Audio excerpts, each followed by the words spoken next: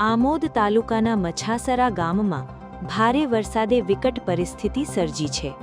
સતત વરસી રહેલા વરસાદના પગલે ગામનું તળાવ ઓવરફ્લો થતાં પાણી મુખ્ય માર્ગ પર ફરી વળ્યું છે.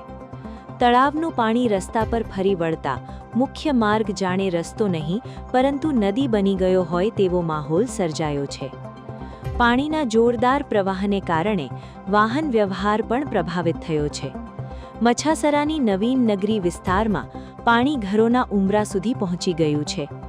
અનેક શેરીઓમાં પાણી ભરાતા સ્થાનિકોની મુશ્કેલીમાં વધારો થયો છે.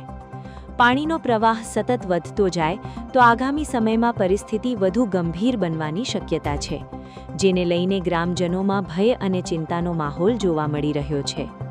સ્થાનિક ગ્રામજનોએ તંત્રને તાત્કાલિક સ્થળ પર પહોંચી પાણીના નિકાલની વ્યવસ્થા કરવા તેમજ જરૂર પડે તો અસરગ્રસ્ત પરિવારોને રાહત અને જરૂરી મદદ પહોંચાડવા માંગ કરી છે.